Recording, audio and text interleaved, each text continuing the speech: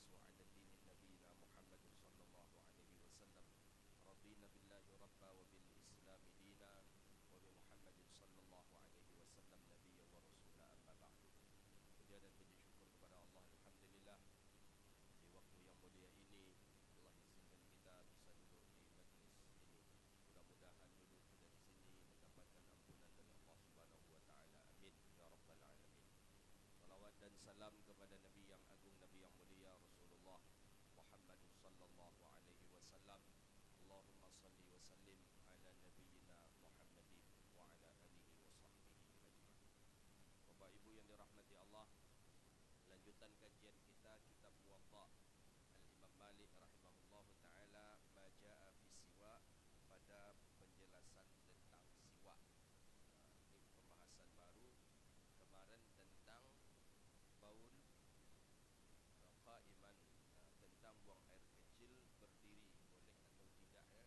Ini sudah kita bahas pekan yang lalu dengan beberapa buah hadis Nabi sallallahu alaihi wasallam. Masuk hari ini bab majaa fi siwa, tentang bersiwa. Siwa ini kalau kita bahasakan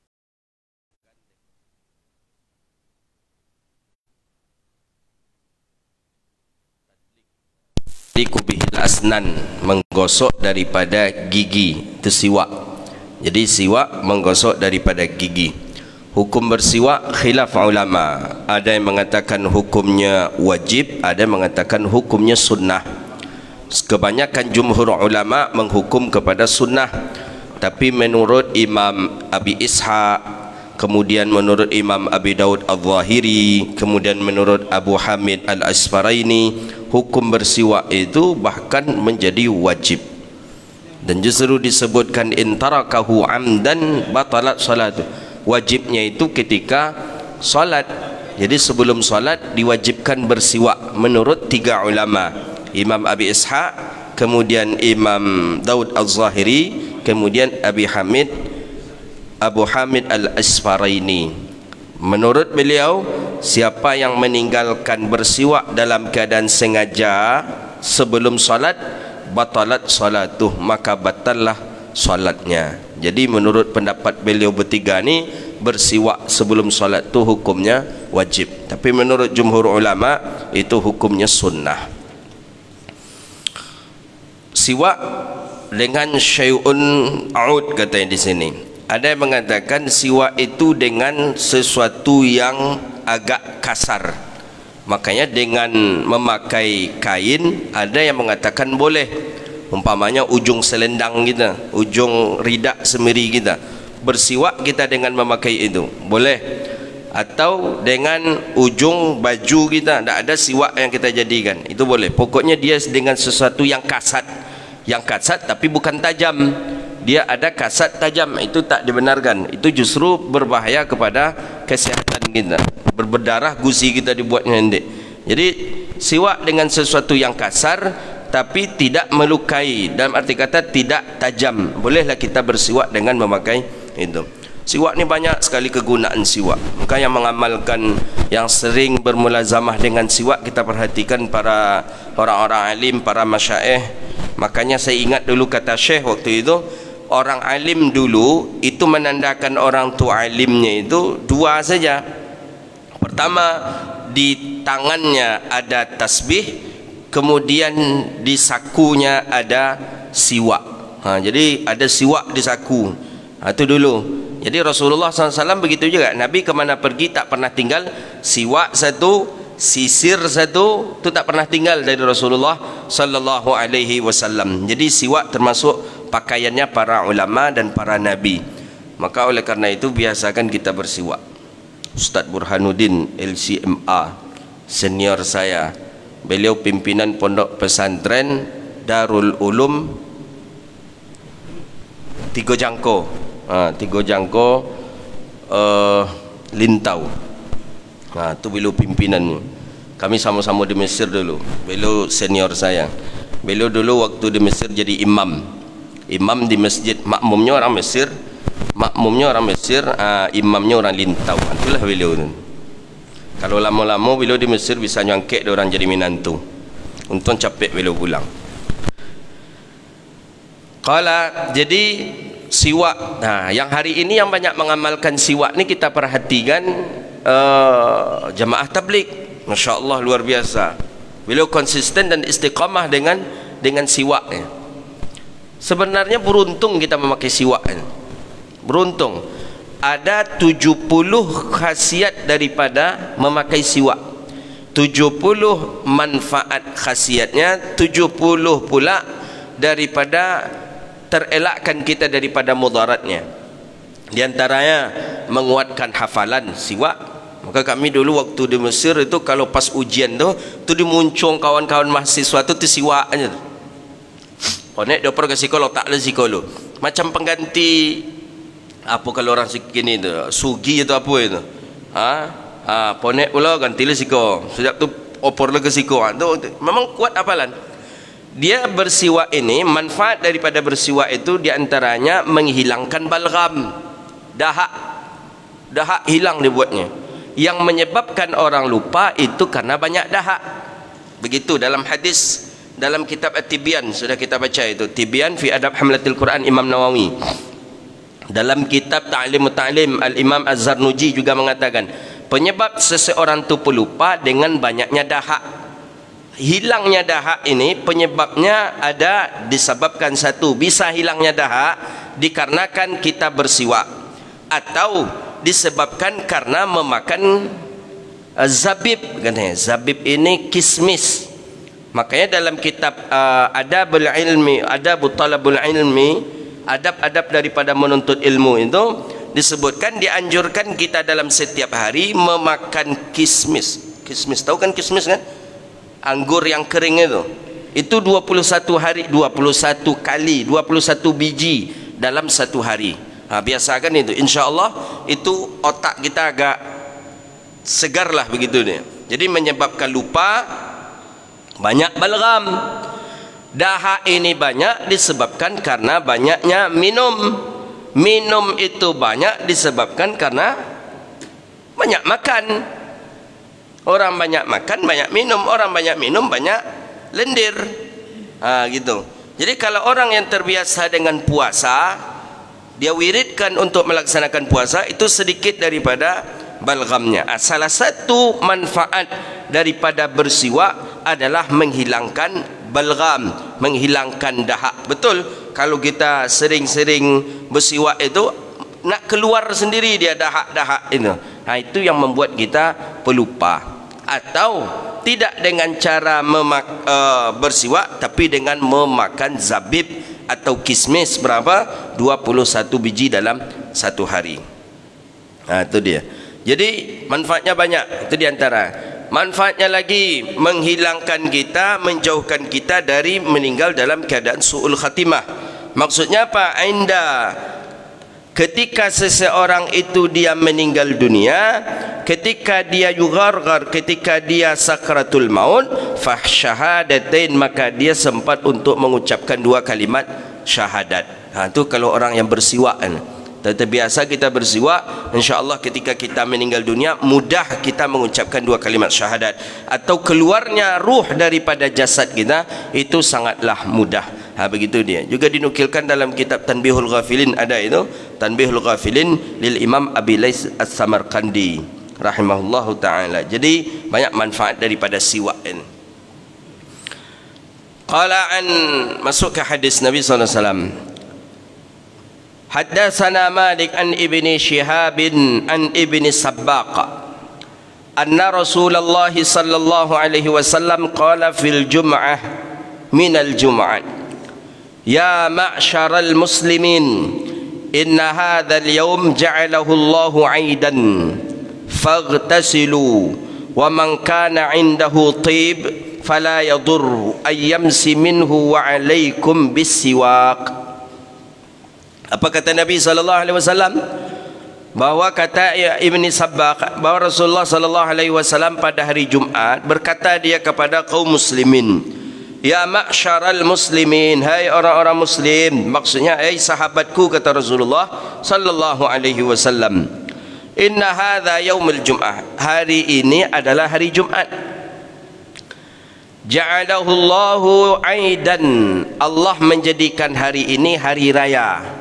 Jadi kita orang Muslim ni alhamdulillah banyak hari raya. Hari raya nak sekali, dua kali dalam setahun, hari raya Idul Fitri, Idul Adha. Hari raya setiap minggunya, setiap pekannya ada hari Jumat. Itu hari raya kita. Dan bahkan sebagian para ulama mengatakan hari Jumat itu lebih besar, hari raya besar dibandingkan dengan hari raya Idul Adha. Kan hari raya yang paling besar kan hari raya Idul Adha, disebut dengan Yaumul Akbar, Idul Akbar, hari raya besar. Takbir kita 3 hari. 3 hari dalam hari tasyrik, masuk 4 hari di hari raya kita bertakbir. Itu tanda hari raya besar. Tapi ternyata ada pendapat ulama mengatakan lebih besar hari Jumat dibandingkan dengan 2 hari raya. Apa sebabnya? 2 hari raya itu hukum salat di dalamnya sunnah, hukum khutbah di dalamnya juga sunnah. Sedangkan hari Jumat, hukum salat Jumat itu wajib dan hukum berkhutbah di hari Jumat itu wajib. Maka ulama berpendapat lebih besar hari raya Jumat itu dibandingkan dengan hari raya Idul Adha. Itu dia. Cuma orang kita banyak yang sepele kan. Pas di hari raya berbaju baru, berterompa baru, kopiah baru. Tiba di hari Jumat yang lalu lusuh saja. Nak terpakai lah itu baru dipakai. Kadang nak pula nampak ciri-ciri daripada pakaian yang orang yang sedang berhari raya. Pakailah lama. Kadang tiba di hari raya nak lah sudah baru. Padahal hari Jumat itu justru hari raya juga. Maka bedakanlah hari Jumat itu dengan hari yang lain. Bedakanlah hari Jumat tu.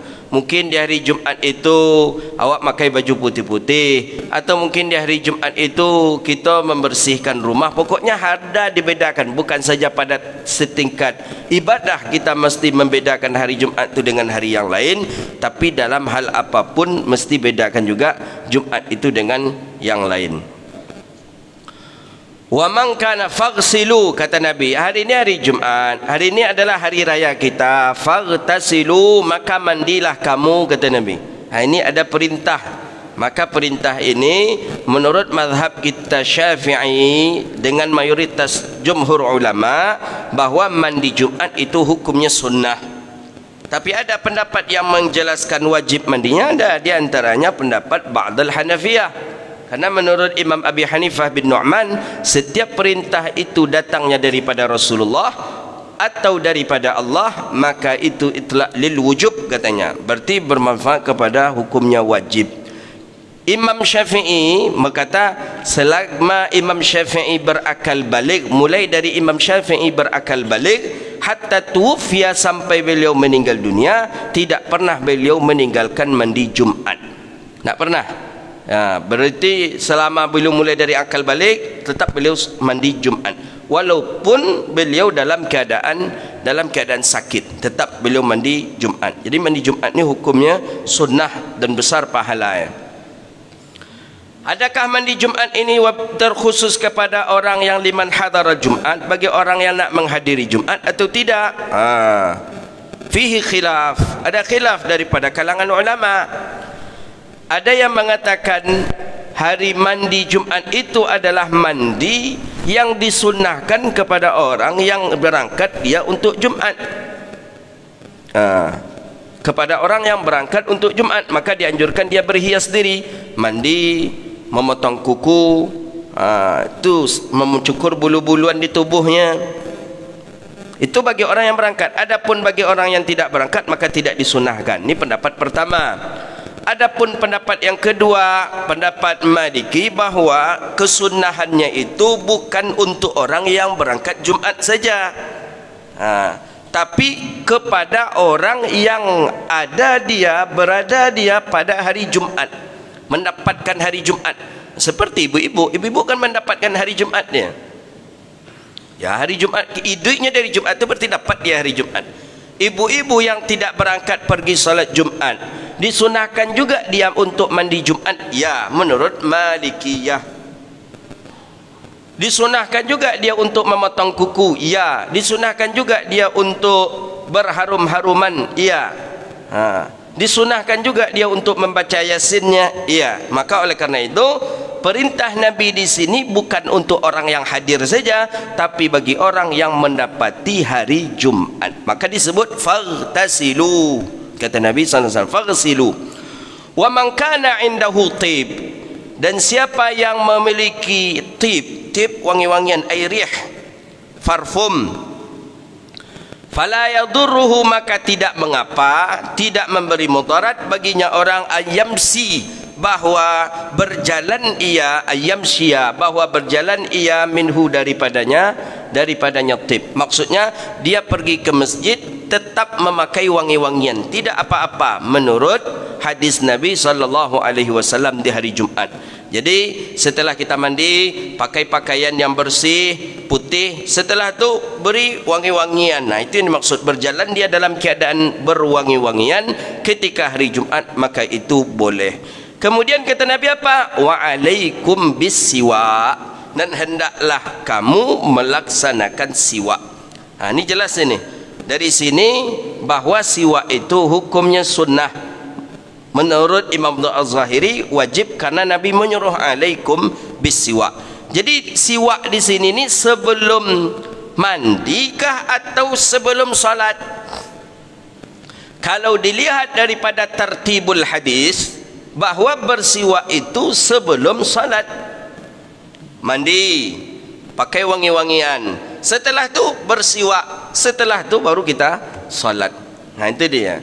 Jadi ini salah satu jawaban pertanyaan teman-teman, apakah sama bersiwak itu dengan menggosok gigi? Nampaknya tidak pada kasus ini. Walaupun di hadis yang lain, di pendapat ulama yang lain, qaul ulama, bahwa sebelum kita mandi dianjurkan bersiwak. Nah, mungkin itu qadiyahnya pas pada gosok gigi. Tapi pada hadis ini bersiwak yang dimaksud di sini bukan gosok gigi, bukan mau gosok gigi pakai Pepsodent pakai apa gitu maksudnya, bukan. Tapi memang bersiwak dengan memakai alat kayu siwak itu. Itu dia. Bagaimana siwak menurut sunnahnya Rasulullah SAW? Hendaklah, ini cara-cara daripada bersiwak. Bersiwak yang disunnahkan itu seseorang bersiwak dengan urdan, melintang, bukan tulan. Tulan tu gini, ini tulan namanya ini. Ini berbahaya. Ini bisa kepada berdarah gusi kita. Makanya menurut Imam Abi Hanifah, sunnahnya bersiwak itu ketika wuduk saja, pada salat tidak. Kalau akan salat kita bersiwak, menurut Imam Abi Hanifah dikhawatirkan nanti sebelum salat keluar darah, gusi berdarah. Ini berisiko kepada salat kita. Jadi bagaimana? Bagusnya memang siwak itu sebelum wuduk. Menurut siapa? Mazhabnya Imam Hanafi. Tapi menurut mazhab kita Syafi'i, sebelum wuduk dianjurkan juga bersiwak, sebelum salat juga dianjurkan bersiwak. Ardan la tulan, melintang bukan memanjang. Kalau seperti ini tidak, bahaya bahkan. Jadi tulan seperti apa? Seperti membentuk daripada angka 8. Macam mana membentuk angka 8? Saya kadang ada juga siwak gitu, tapi jarang, karena jarang dipakai, jarang pula kita bawa. Membentuk angka 8 dimulai daripada atas kanan. Kanan tap, betul, atas kanan, betul. Atas kanan, terus ke bawah. Setelah ke bawah, atas kiri, turun ke bawah kiri, kemudian sampai ke sini, barulah kita ardan, rapatkan gigi, tap. Begitu dia cara. Awalnya itu dalam Syama'il ada itu, dalam Syama'il Muhammadiyah ada, dalam Uraqil Ubudiyah juga ada itu, Syarah Bidayatul Hidayah Imam An-Nawawi. Dilunakkan ujungnya, ada yang mengatakan digigit-gigit sedikit ujungnya, kayu siwak itu. Setelah dia lunak, buat macam angka 8 dia. Pertama dari atas kanan, ini tap, ke bawah kiri, ke atas kiri, ke bawah kiri. Habis itu baru begitu deh. Itu cara bersiwaknya Rasulullah sallallahu alaihi wasallam.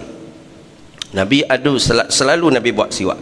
Yang megang siwak Nabi itu kadang Sayyidina Abdullah bin Mas'ud, kadang Sayyidina Anas bin Malik, tapi yang paling sering itu Abdullah bin Mas'ud. Ketika Nabi minta siwak, mana siwak Nabi ini, kata Nabi, sila berikan kepada aku siwak. Datang sahabat memberikan siwaknya Rasulullah sallallahu alaihi wasallam. Jadi bukan tulan, bukan seperti siwak tu untuk gigi saja sebenarnya, tidak juga. Ada daripada fadilatus siwak, diantaranya juga untuk lidah. Lidah seperti gunanya apa, gosok gigi kita lah siwak, atau dengan gusi. Ada. Jadi begitu cara siwak yang disunnahkan menurut hadis Nabi sallallahu alaihi wasallam. Jarang-jarang wahaboy kita perhatikan pakai siwak. Apakah menurut dia siwak ni hukumnya tak sunnah atau macam mana, tak jelas. Wahabi Salafi ini kan mengaku saja mereka pengamal sunnah. Banyak sebenarnya sunnah Nabi yang mereka tinggalkan. Banyak sekali sunnah Nabi yang mereka tinggalkan. Mestinya mereka, kalau mereka mengaku penggemar sunnah, pencinta sunnah, penghidup sunnah, mestinya amalkan seluruh sunnah-sunnah Nabi. Ini tidak ada. Sunnah Nabi dua saja mereka amalkan, Sarawak cingkrang cek, janggut panjang cek, itu tentu dia ni. Dua tu aja. Kita perhatikan Wahabi Salafi, sunnah Nabi itu dua tu aja yang diamalkan dia. Cingkrang celana, ndak pula kain sarung. Kalau sarung cingkrang tu jadi sunnahnya. Janggut panjang satu, itu aja sunnahnya. Padahal banyak sunnah Nabi yang tak mereka amalkan. Memakai cincin sebelah kanan dengan jari kelingking, tidak, jarang mereka mengamalkan. Bersiwak, jarang mereka mengamalkan. Khutbah pakai tongkat, jarang mereka mengamalkan. Kunut subuh bahkan bid'ah kata mereka. Zikir jahar sunnah dalam Sahih Bukhari mereka tinggalkan. Jadi banyak Wahabi ini, kalau saya mengatakan Wahabi ini membunuh sunnah, bahkan bukan menghidupkan sunnah, membunuh sunnah. Yang jelas itu sunnah daripada sunnahnya Rasulullah, mereka katakan itu bid'ah. Maka kan berbahaya itu. Maka itulah ungkapan man ahya sunnati, siapa yang menghidupkan sunnahku ketika matinya. Matinya maksudnya orang sudah membid'ahkan sunnah itu sendiri, maka orang itu mendapatkan syafaatku, kata Nabi sallallahu alaihi wasallam. Jadi mereka membunuh sunnah Nabi. Bahkan banyak sunnah Nabi yang mereka bunuh. Yang mereka tahu sunnah Nabi cuma dua itu saja, sunnah Rasulullah. Janggut cek, Sarawak cingkrang cek, itu aja yang dia tahu. Kalau Wahabi itu mau belajar, insya Allah cerdas dia. Tapi kan tak mau belajar. Ustaznya, ustaz itu aja. Kata ustaznya tak boleh belajar dengan ustaz-ustaz syubhat, haram hukumnya. Macam kita ni ustaz syubhat ini. Ustaz syubhat tu ustaznya masuk neraka. Astagfirullah, senang amiknya masuk nak ke neraka. Jadi itu sunnah daripada sunnah bersiwak. Hadis berikutnya, an Abi Zinad anil A'raj an Abi Hurairah radhiyallahu ta'ala anhu qala anna Rasulullah sallallahu alaihi wasallam qala laula an ashqa ala ummati la amartahum bisiwak. La amartuhum laula an ashqa, jikalau tidak bahawa memberati di atas umatku untuk melakukan siwak, la amartuh, maka akan aku perintahkan dia untuk bersiwak. Jadi ada sebagian mengatakan bagi para nabi, bagi nabi hukum siwak ni wajib. Kalaulah tidak memberatkan sahabat, kata Rasulullah, kalaulah tidak itu menyusahkan sahabat dalam bersiwak, aku akan perintahkan mereka untuk bersiwak. Jadi kalau seandainya kemarin tidak Nabi mengatakan asyuqqa, berarti siwak wajib bagi kita hari ini. Nabi mengatakan asyuqqa, maka siwak tidak menjadi wajib. Begitu dia. Laula an asyuqqa ala ummati la amartahum, katanya, la amartuhum, maka aku perintahkan mereka bisiwak, dengan melakukan siwak. Melakukan siwak berarti bagian daripada sunnah yang dianjurkan oleh Sayyidina Rasulullah sallallahu alaihi wasallam. Hadis terakhir dari masalah bab siwak. An Ibni Shihab an Humaid ibni Abdurrahman ibni al-Auf an Abi Hurairah radhiyallahu taala anhu qala laula an ashqa ala ummatihi la amruhum bisiwaki ma'a kulli wudu. Jadi ada dua. Ada yang mengatakan siwak itu hukumnya sunnah sebelum wudu, ada yang mengatakan siwak itu hukumnya sunnah sebelum salat. Tapi pendapat Imam Abi Hanifah yang dimaksud sunnah ketika siwak itu bersiwak itu adalah ketika sebelum berwudu, tidak sebelum salat. Tapi menurut jumhur ulama, bersiwak itu sunnahnya ketika salat, maksudnya sebelum salat, dan sunnahnya itu pun sebelum berwudu. Bahkan disebutkan fi kulli ahwal dalam mazhab Imam Abi Hanifah, dalam mazhab Hanafi, pada setiap ahwal. Berubah mulut kita rasanya setelah makan jengkol, agak berubah rasa mulut, disunnahkan juga kita untuk bersiwak. Jadi bukan saja pas ketika salat, hendak salat, bukan juga pas ketika hendak berwudu, tapi fi kulli syai', sebelum tidur, akan melakukan tidur, menerima tamu, dianjurkan juga bersiwak. Banyak rinciannya itu di dalam kitab At-Tibyan. At-Tibyan fi Adab Hamlatil Quran lil Imam An-Nawawi rahimahullahu taala. Sebelum menerima tamu, sebelum membaca Quran, sebelum berzikir, bahkan sebelum membaca hadis Nabi pun dianjurkan kita untuk melakukan siwak. Hadza wabillahi at-taufiq wallahu a'lam bissawab. Insyaallah malam nanti kita ada tabligh akbar dengan Syekhuna Nuruddin Marbul Banjari di Masjid An-Nur ba'da Isya. Tapi nanti setelah salat asar itu kita ada daurah kitab 40 hadis. Itu beliau berikan ijazah nanti ke kita gratis. Mungkin kitabnya saja nanti dibeli. Kitabnya ada terjemahan kalau tak salah, terjemahan bahasa Indonesia. Terjemahan itu bahasa kita. Bagus juga kita untuk mendalami ilmu hadis. Beliau ini dari kecil sudah safar, sudah hijrah ke Makkah, dibawa oleh orang tua beliau. Kemudian cukup lama di Makkah sampai beliau usia 19 tahun beliau berangkat ke Mesir. Di Mesir ada sekitar 21 tahun. Maka ulama memberi gelar beliau dengan Azhar Sani. Kitab-kitab beliau banyak, tulisan beliau, karangan beliau dalam bahasa Arab, bahasa Indonesia banyak sekali. Bahasa Arab bahkan dicetak di Arab, dan itu menjadi rekomendasi ulama-ulama Mesir, ulama-ulama Arab membaca ya. Di antaranya karangan beliau tentang usul fikih, karangan beliau tentang masalah haid, itu ada kitabnya yang bagus itu. Kemudian ta'liqat beliau, kemudian tahqiqat beliau, banyak sekali kitab-kitab karangan beliau. Kami sempat belajar, alhamdulillah bermulazamah dengan beliau waktu di Mesir, kemudian waktu di Bogor di Ma'had beliau Az-Zain. Jadi manfaatkanlah waktu yang ada, waktu yang mulia untuk menggali ilmu daripada sumbernya yang hakiki, sumbernya yang betul-betul jernih. Air kalau jernih, awak mengaji kepada air yang mengambil air dari sumbernya yang jernih, itu agak sehat tubuh kita, kan begitu. Kalau meminum agak ke bawah kau kata sehat-sehatnya tapi batuk sekali-sekali gitu.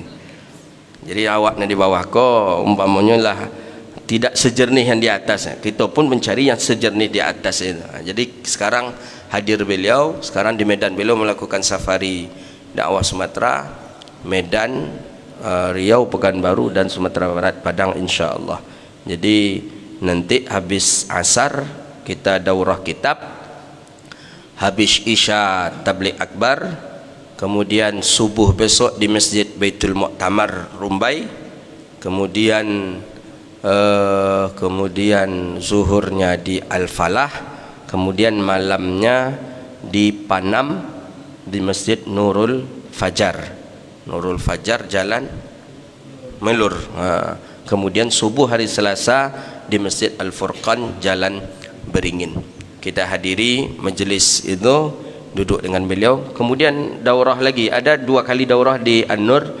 Pokoknya kitab itu sampai khatam insya-Allah. Maka kita hadir beliau. Kalau beliau ke Mesir, kalau beliau buka daurah di Bogor, itu yang duduk itu ulama-ulama saja yang mengaji dengan beliau. Jadi kita santri ko mendengar aja, buat tulisan, buat catatan. Apa namanya? Kita catat ini. Yang mengaji dengan beliau, masya-Allah luar biasa. Tapi dibuka untuk umum, tidak ada pengkhususan. Siapapun kita, saya ajak dan saya undang untuk hadir meramaikan majlis beliau, insya-Allah. Baik, itu kajian kita, mudah-mudahan bermanfaat. Ada pertanyaan silakan. Masalah siwak, silakan. Tidak pun masalah siwak nak apa-apa. Jangan takut. Assalamualaikum warahmatullahi wabarakatuh.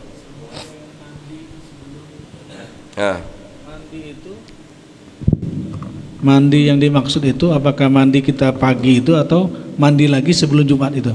Terima kasih. Assalamualaikum warahmatullahi wabarakatuh. Assalamualaikum warahmatullahi wabarakatuh. Ada juga sudah kita bahas dalam Muwatta dulu bahwa mandi Jumat itu mandi sebelum berangkat Jumatkah atau mandi ketika pagi di hari Jumat. Kedua-duanya dianggap sudah termasuk bagian daripada mandi Jumat.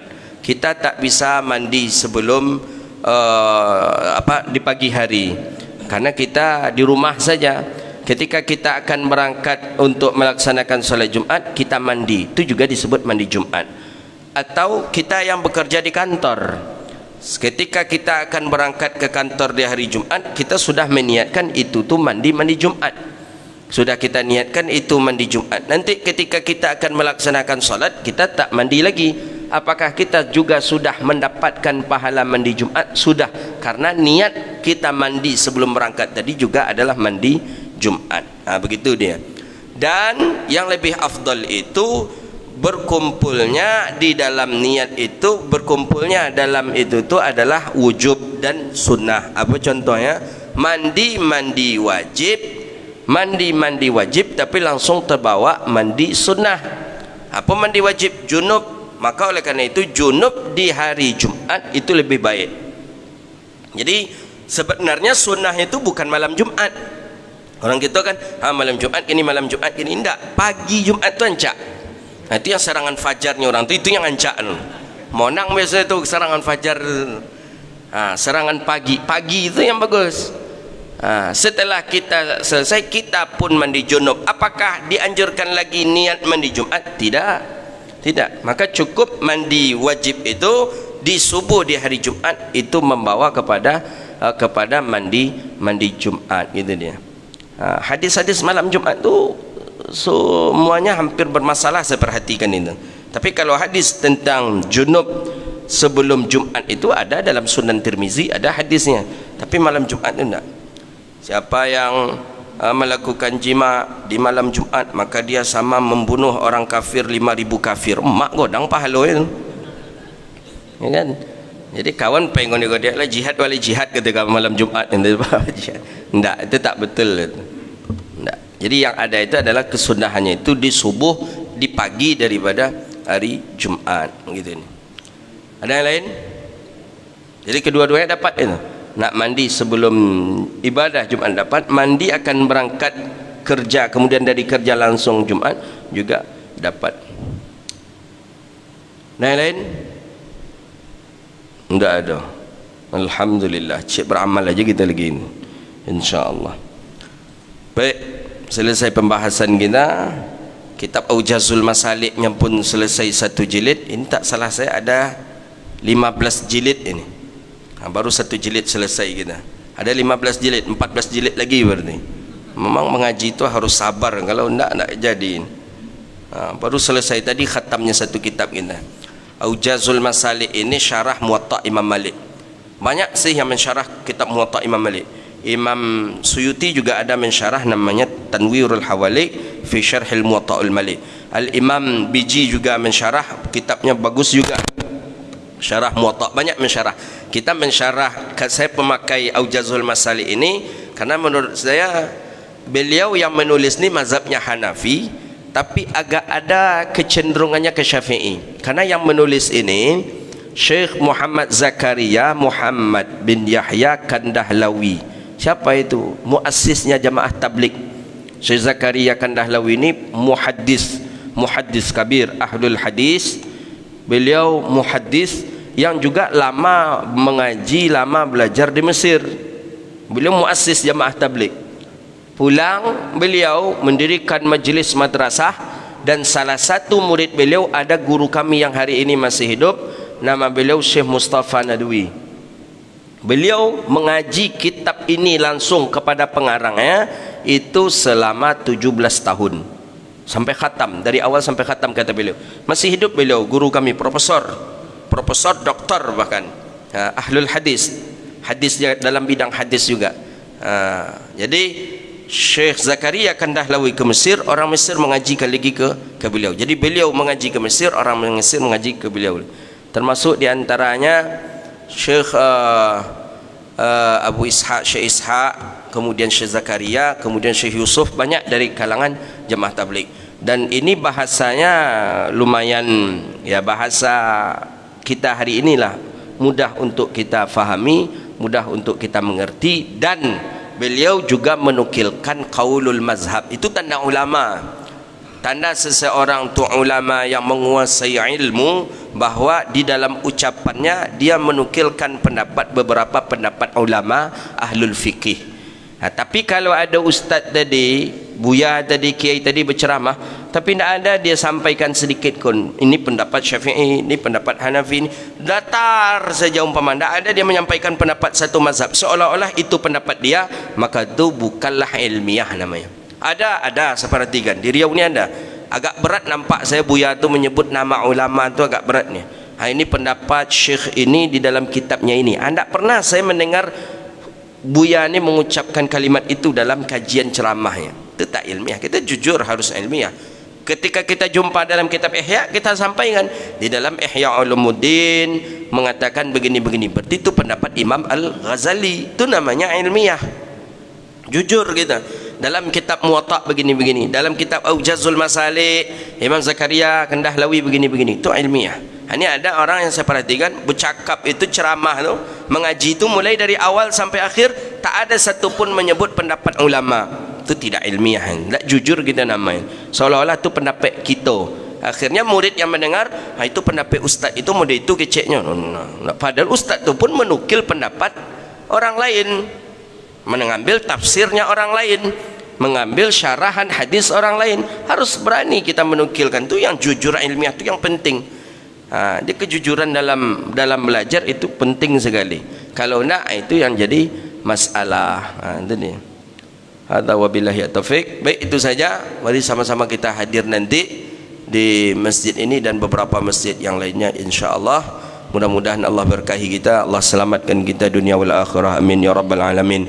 Rabbana atina fid dunya hasanah wa fil akhirati hasanah wa qina adzabannar. Allahumma faqihna fid din wa 'allimna ta'wil wahdina ila siratikal mustaqim. Rabbana zalamna anfusana wa illam taghfir lana wa tarhamna lanakunanna minal khasirin.